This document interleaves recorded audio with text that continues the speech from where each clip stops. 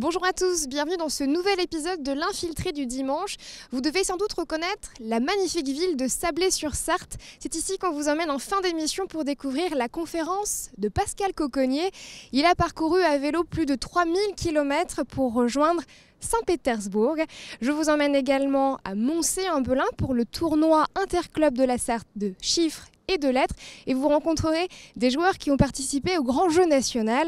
On ira également à Parigny-l'Évêque pour le vide-grenier et évidemment au Cross Ouest France pour la 37e édition avec une belle interview de Mohamed Serbouti. C'est parti.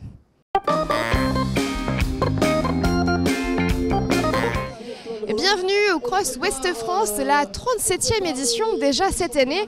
Je vous emmène tout de suite à la rencontre de l'organisateur, un petit peu de canicross et en bonus à la fin, Mohamed Serbouti. C'est parti.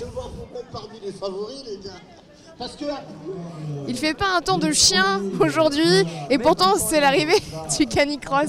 Bonjour Michel. Bonjour. Comment ça va ce matin?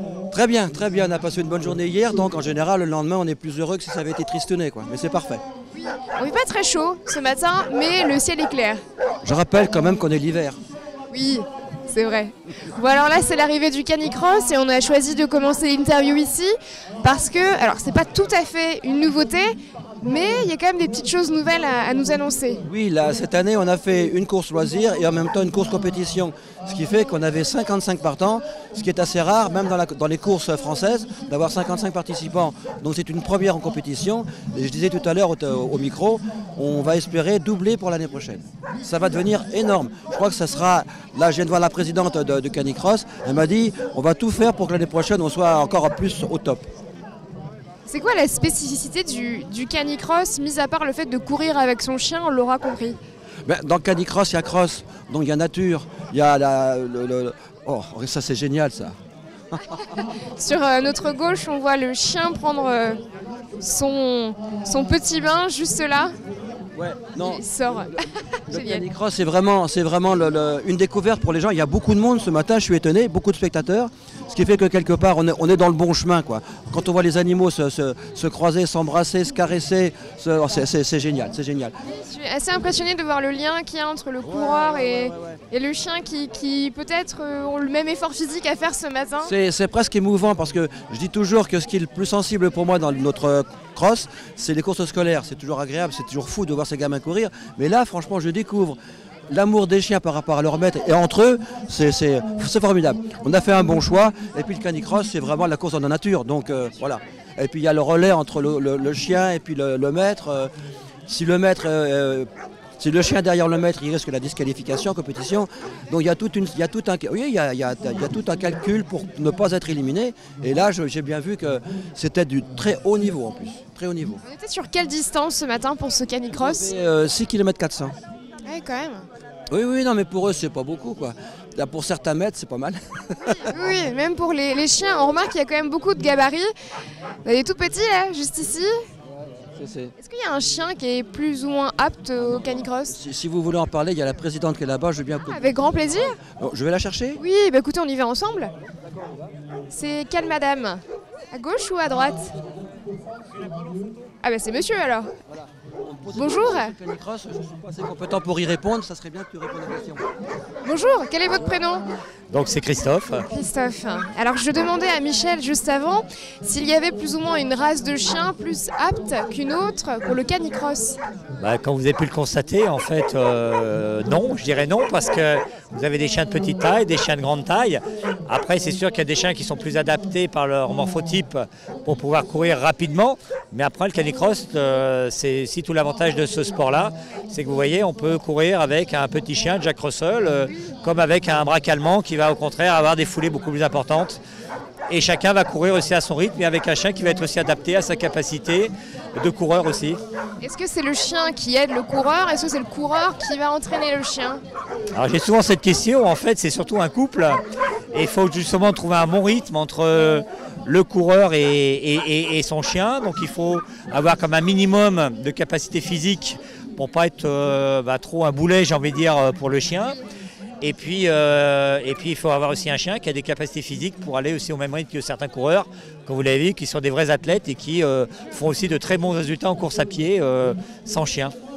On va aller les voir justement, ces coureurs et ces chiens. Merci beaucoup.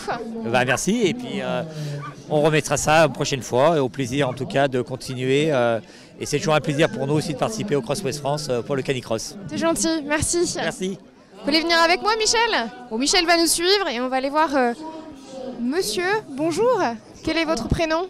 Olivier. Olivier, est-ce que vous avez couru, Olivier? Non, j'avais un doute parce que je voyais votre pantalon et c'est votre fille. Merci. Quel est votre prénom? Bonjour. Juliette. Juliette, vous avez couru avec votre chien? Mon chien, oui, c'est Ficelle. Ça s'est bien passé? Oui, c'est très bien. Le début, ouais, ça va un peu vite, mais après, ça commence à être bien, ouais. Ça se régule, mais ouais, c'était bien. Vous venez régulièrement au Cross West France? Bah non, je devais faire le cross, le 10 km seul. Et puis du coup, en fait, j'ai fait avec mon chien, mais non, c'était la première fois, ouais. La première fois. Et vous qui avez l'habitude de courir peut-être plus souvent seul, est-ce que c'est plus facile de courir avec son chien ou qu'est-ce que ça engendre pour vous? Bah le début, ça va vraiment très très vite, donc il faut un peu les stopper, sinon bah ouais, on perd vachement vite notre souffle. Mais sinon, ouais, au milieu de la course, ouais, ça apporte un soutien, quoi. Tu te sens poussé et donc tu vas un peu plus vite, quoi. Et du coup, vous vous entraînez aussi avec votre chien en entraînement? Un tout petit peu, là c'était vraiment la première fois, c'était le coup d'essayer, mais ouais, sinon ouais. Merci beaucoup. Merci. On retrouve Michel un petit peu plus loin, c'est parti. On se retrouve avec Michel Giraudy dans ce qu'on pourrait appeler le village, c'est comme ça que l'on dit, Michel? Oui, ça s'appelle le village des partenaires, c'est assez unique. En France, il n'y a pas de cross qui ont ce rassemblement de partenaires. Ce qu'on demande à nos partenaires, c'est pas de nous donner que de l'argent, c'est de venir et vivre avec nous le cross. On a donc créé depuis 4 ans un village et en même temps un club partenaire. Ce qui fait que les partenaires, on ne laisse pas là pour avoir de l'argent, on est là pour faire vivre et on a créé ce club avec des échanges entre partenaires. C'est maintenant eux qui parrainent de nouveaux partenaires. Il y a toute une vie familiale avec eux qui est très forte. Hier soir, on était au restaurant, on a mangé avec eux. On vit avec nos partenaires et nos partenaires apprécient ce que l'on fait. Vous partagez vraiment des moments avec les partenaires, il y a des valeurs communes entre vous. Et qui sont ces partenaires et il y en a combien? On en a à peu près une vingtaine, mais des très gros partenaires, ce sont les partenaires institutionnels. C'est donc le conseil régional, le département et la ville du Mans, parce qu'eux donnent une subvention, mais en même temps apportent une logistique lourde. Quand vous voyez tout ce village, l'installation, les barrières, la rue balise, c'est la ville du Mans. Quand vous voyez les 60 cars scolaires qui sont venus hier, c'est le département. Quand vous voyez donc la plus grosse subvention, c'est la région. Et derrière, il y a tous nos partenaires privés qui eux aussi apportent de l'argent parce que notre cross c'est 250 à 300 000 euros de dépenses par nos partenaires. Mais il faut savoir que tout ce qu'on fait ici, tout est gratuit. Les inscriptions, le public, tout. Il y a tout ça, oui. Toute la restauration. Évidemment.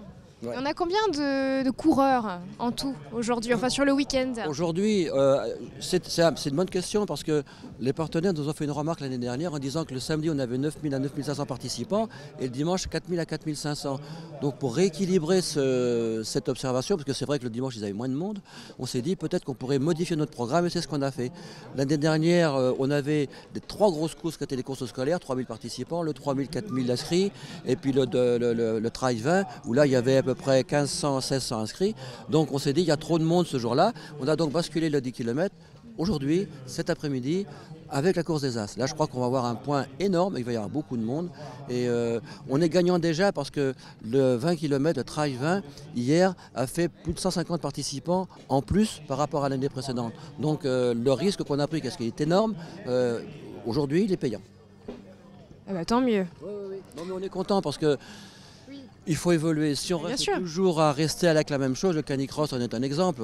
Et le public qu'il y avait, on n'a jamais vu du public à 9h30, c'est exceptionnel. C'est vrai que c'est de bonheur, je vous confirme. Ouais. Mais bon, il y a 50 courses, c'est énorme, c'est un programme colossal. C'est pas pour rien qu'on est le cross numéro 1 en France, c'est parmi les plus grands cross européens. On le voit bien aujourd'hui. Vous voulez qu'on se balade un petit peu, tous les deux? Je remarque qu'il y a quand même des enfants, des grands-parents, des adultes. En fait, c'est une course assez familiale, le Cross West France. Ça le devient de plus en plus, très populaire. Tous nos partenaires ne demandent qu'une seule chose, c'est qu'il y a 2 valeurs qu'on doit garder, c'est le côté populaire et le côté gratuit. Si un jour on enlève ça, ils disparaîtront. Donc on respecte, puis c'est aussi nos valeurs à nous, donc les valeurs des partenaires du journal Ouest France et puis des organisateurs, ce sont les mêmes. Donc quelque part, ça paye. Et en plus, les participants, les coureurs ou certains exposants, viennent, j'ai envie de dire, du monde entier. Au niveau des athlètes, oui. Au niveau des athlètes, oui, parce qu'on a beaucoup de coureurs africains. On a moins de coureurs français cette année parce que la Fédération française a eu la gentillesse de faire des stages pendant notre cross, alors que normalement on est un cross protégé. Donc on aura un peu moins de Français, mais je pense que les relais vont remotiver les coureurs et qu'on va avoir un spectacle grandiose cet après-midi. Ce qui veut dire que l'année prochaine, quand tout sera remis dans l'ordre, on va atteindre des sommets.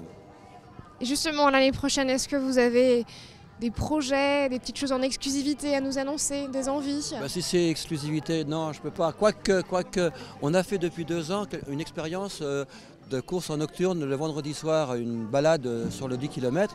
Et on avait près de 300 personnes l'année dernière, 250 cette année. Et on se dit que peut-être que l'année prochaine, on pourrait inscrire dans notre week-end, le vendredi soir, une course en nocturne. C'est un projet, bon déjà on en parle pas mal. Super sympa ça. Un projet qui sera intéressant. Parce que voir des centaines de coureurs, voire peut-être des milliers de mains courir avec une torche frontale, de loin, c'est des images extraordinaires. Ça va être un beau spectacle même. Ouais. Donc on va voir. On a d'autres idées, mais bon, je peux pas tout dire, sinon les gens diraient bon. Bien sûr, il faut garder un peu de surprise. Voilà. Alors aujourd'hui, enfin ce week-end, c'est déjà la 37e édition. Vous les avez toutes vécues, Michel, ces éditions? Pas les 2 premières, j'étais pas là, j'étais encore coureur international, donc je ne pouvais pas me permettre. Et puis le jour où j'ai commencé à me dire le haut niveau c'est fini, j'ai été récupéré. Depuis donc 84, je suis dans le cross. Est-ce que chaque édition a un goût différent? Elles sont toutes différentes. Quand on est là, le terrain est vachement propre, il faut beau, il y a du soleil. Il y a une année, il y avait 30 cm de foin tellement c'était boueux. Il y a une année, on a eu une tempête de vent, toutes les tentes sont parties. Oh non, oui, il y a une année, la première année où il a neigé, mais très fort, cette année-là, le vainqueur, c'était un Français, il s'appelle Prianon, il était, comment dirais-je, antillais. Et donc, on a vu un coureur antillais, donc de couleur noire, arriver sous un fond blanc. On était en pleine couleur et on n'avait que du noir et blanc, c'était fantastique. Un beau souvenir ça. Merci beaucoup Michel de nous avoir accordé un petit peu de votre temps. On a passé un beau moment et puis on voit autour de nous que ça commence à s'activer. Il est bientôt 10h15. Oui. Donc il faut venir nombreux cet après-midi. Il va y avoir un spectacle encore plus fort que d'habitude. Et puis bon, c'est familial, c'est plaisant. On passe des bons moments. Et le soleil est là, donc on a tout pour gagner. Merci encore. Au revoir. Au revoir. Et pour finir ce sujet en beauté, on parle avec Mohamed Serbouti. Bonjour Mohamed. Bonjour. Comment ça va? Ça va super, hein, que je suis sur mon secteur, je suis dans ma passion. À partir de là, c'est super quoi. Bon, les Sartois vous connaissent bien ici, en Sarthe au Mans et même ailleurs. Mais est-ce que vous pouvez rappeler un petit peu votre palmarès? Alors mon palmarès, moi j'étais vice-champion du monde de cross par équipe. J'ai été plusieurs fois et multiples fois champion de France sur 10 000 semi-marathon, champion d'Europe du semi-marathon, champion d'Europe du 10 000 mètres. Waouh. Rien que ça. Et aujourd'hui, tu participes à quelle course? Alors aujourd'hui, c'est particulier. Normalement, moi, j'ai l'habitude de faire le 10 km. Tout le monde le sait, puisque tous les ans, je l'ai fait à plusieurs reprises. Et puis là, cette année, on a inventé, on appelle ça un relais par 3, qui va courir avec les As. C'est-à-dire qu'on va faire 3 personnes qui vont courir dans la course des As, ils vont faire des boucles de 1500 mètres. Et comme avec Michel Giraudy, l'organisateur, plus Dominique, on a mis ça en place. À partir de là, il fallait que j'y participe et qu'on essaye un peu, comme on a innové, de lancer un peu ce relais pour les années à venir. Qu'est-ce que tu viens chercher ici au Cross to West France? La compétition, l'ambiance, la convivialité? Moi, la convivialité et puis surtout d'apporter mon savoir, mes conseils, toutes ces choses-là que les gens recherchent. Puis surtout, les gens veulent des repères, veulent du ceci, et c'est là. Je suis là pour ça. Et à partir du moment qu'on est passionné, et moi je suis un passionné de la course à pied, c'est vraiment mon domaine. Aujourd'hui, il y a beaucoup de choses à faire. C'est un facteur qui est en train de se développer à une vitesse incroyable. Et à partir de là, il faut apporter justement toute son expérience. Tu viens chaque année justement ici? Tu as fait toutes les éditions?